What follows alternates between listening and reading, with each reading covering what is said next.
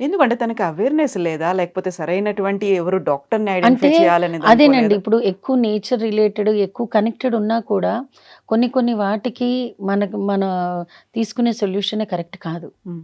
ఆ టైంలో actually ayurvedic start చేయకూడదు. మేబీ కొంతమందికి వర్కౌట్ అవుతుందేమో. బట్ అది తినకున్న స్టేజ్‌కి స్టేజ్ వైస్‌గా. వర్కౌట్ అవ్వలేదు. మేబీ ఆయుర్వేదిక్ వర్కౌట్ అవుతుంది. మేబీ ఫేజ్ 1లో వర్కౌట్ అవుతది. అండ్ తినకి ఎంత గ్రోత్ వచ్చింది, ఎంత ట్రావెల్ అయిందని వాళ్ళకి కూడా తెలీదు కదా!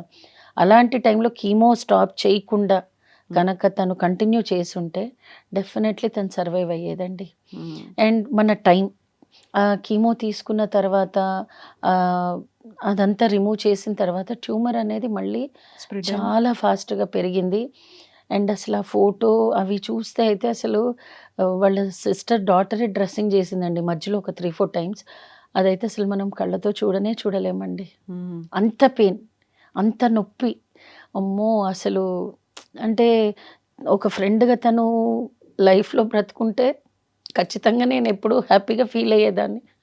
బట్ తన పాయింట్ ఆఫ్ వ్యూ ఆలోచిస్తే మాత్రం ఆ పెయిన్ అసలెవ్వరూ భరించకూడదండి. ఎవ్వరికీ రాకూడదు. అంటే మన శత్రువులకు కూడా అది రాకూడదండి. ఎందుకంటే ఒక్కొక్క పార్ట్ మనని తినేస్తూ అది మనిషి పడే వ్యధ, బాధ మనం పక్క నుండి సర్వీస్ చేయగలం తప్ప వాళ్ళ పెయిన్ మనం తీసుకోలేం. టైంకి మెడిటేషన్ ఇస్తాం మనం.